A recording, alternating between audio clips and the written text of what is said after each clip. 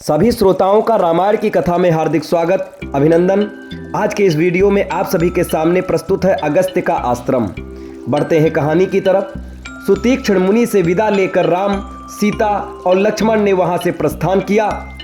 मार्ग में उन्होंने नीवार, जल कदम्ब का, कटहल, साखू, अशोक, तिनिस, चिरिविल, महुआ, बेल, तेंदु तथा अन्य अनेक जंगली वृक्ष देखे।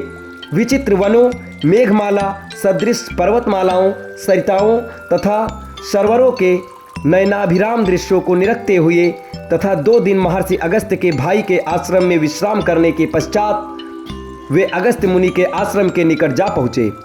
उस वन का वातावरण अत्यंत मनोरम था। सुंदर विशाल वृक्ष खिली हुई लताओं से शोभायमान हो रहे थे।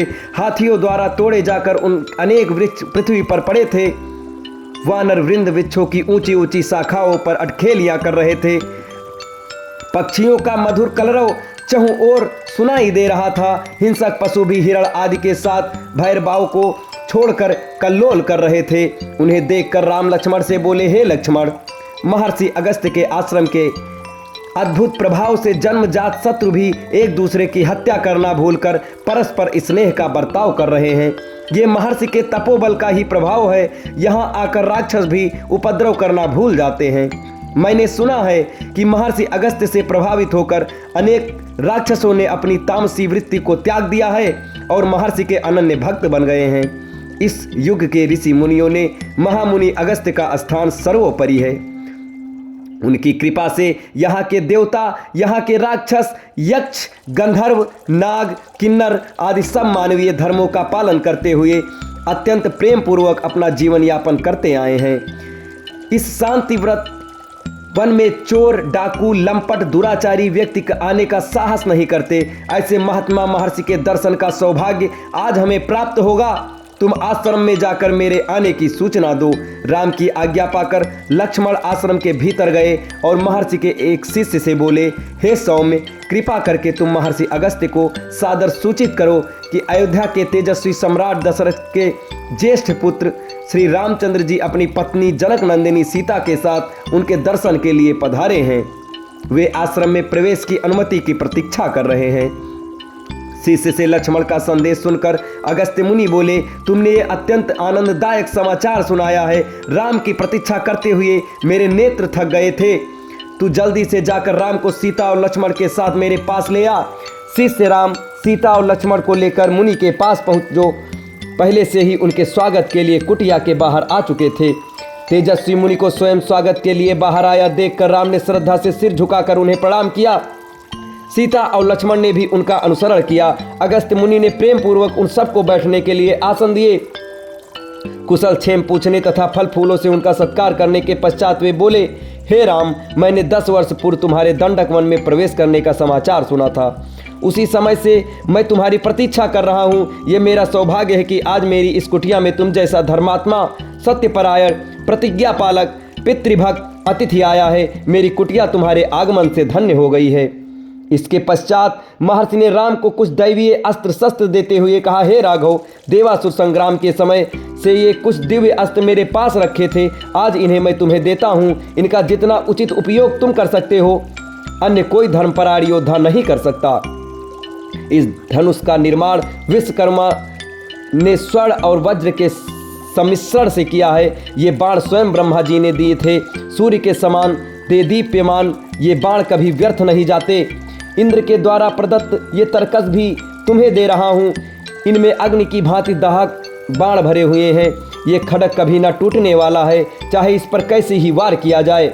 इन अस्त्र शस्त्रों को धारण करने के लिए तुम इंद्र की भांति अजय हो जाओगे। इनकी सहायता से इस दंडक वन में जो राक्षस हैं उनका नाश करो। राम ने महर्षि के उस उपहार के लिए उन्हें अनेक धन्यवाद दिए और बोले, मुनिराज, आपने मुझे इन अस्त्र शस्त्रों के योग्य समझा। ये आपकी मुझ पर अत्यंत अनुकंपा है, जो मैं अवश्य ही इनका उचित उपयोग करने का प्रयास करूंगा। मुनि ने कहा, नहीं राम, इसमें अनुकंपा की कोई बात नहीं है। तुम मेरे आश्रम में आने वाले असाधारण अतिथि हो। तुम्हें देखकर मैं कृत्य हो गया हूँ।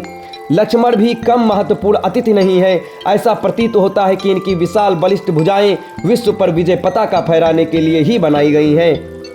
और जानकी का तो पति प्रेम तथा पतिनिष्ठा संसार की स्त्रियों के लिए अनुकरणीय आदर्श है। इन्होंने कभी कष्टों की छाया भी नहीं देखी थी, तो भी केवल पति भक्ति के लिए कारण तुम्हारे साथ इस कठोर वन में चली आई हैं। इनका अनुकरण करके नारियां स्वर्ग की अधिकारिणी हो जाएंगी। तुम तीनों को अपने बीच में पाकर मेरा हृदय प्रफुल्लित हो उठा है। तुम लोग लंबी यात्रा करके आए हो, थक गए होंगे, अतएव अब विश्राम करो। मेरी तो इच्छा है कि तुम लोग वनवास की शेष अवधि यहीं व्यतीत करो, यहाँ तुम्हें किसी भी प्रकार का कष्ट न होगा।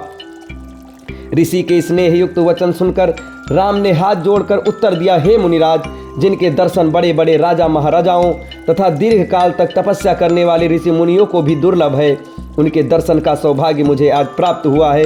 भला इस संसार में मुझसे बढ़कर भाग्यशाली कौन होगा। आपकी इस महान कृपा और अतिथि सत्कार के लिए मैं सीता और लक्ष्मण सहित आपका अत्यंत कृतज्ञ हूँ। आपकी आज्ञा का पालन करते हुए हम लोग आज की रात्रि अवश्य यहीं विश्राम करेंगे, किंतु वनवास की शेष अवधि आपके मनोरम आश्रम में हृदय से चाहते हुए भी बिताना संभव नहीं होगा। मैं आपकी तपस्या में किसी भी प्रकार की बाधा उपस्थित नहीं करना चाहता, परंतु आपकी सत्संगति के लाभ से भी वंचित नहीं होना चाहता। इसलिए कृपा करके आपके इस आश्रम के निकट ही कोई ऐसा स्थान बताइए जो फल युक्त वृक्षों, निर्मल जल तथा शांत वातावरण से युक्त सघन वन हो। वहां मैं आश्रम बनाकर निवास करूंगा। अगस्त्य मुनि ने कुछ क्षण विचार करके उत्तर दिया, हे राम, तुम्हारे यहाँ रहने से मुझे कोई असुविधा नहीं होगी। यदि फिर भी तुम किसी एकांत स्थान में अपना आश्रम बनाना चाहते हो तो यहाँ से 8 कोस दूर पंचवटी नामक महावन है। वह स्थान वैसा ही है जैसा तुम चाहते हो। वहाँ पर गोदावरी नदी बहती है। वह स्थान अत्यंत रमणीक, शांत, स्वच्छ एवं पवित्र है। सामने जो मधुक वन दिखाई देता है, उत्तर दिशा से पार करके पश्चात तुम्हें एक पर्वत दृष्टिगोचर होगा। उसके निकट ही पंचवटी है। वह स्थान इतना आकर्षक है कि उसे खोजने में तुम्हें कोई कठिनाई नहीं होगी।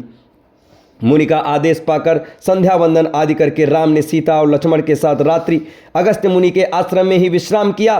प्रातःकालीन कृत्यों से निवृत्त होकर महामुनि से विदा हो राम ने अपनी पत्नी तथा अनुज के साथ पंचवटी की ओर प्रस्थान किया।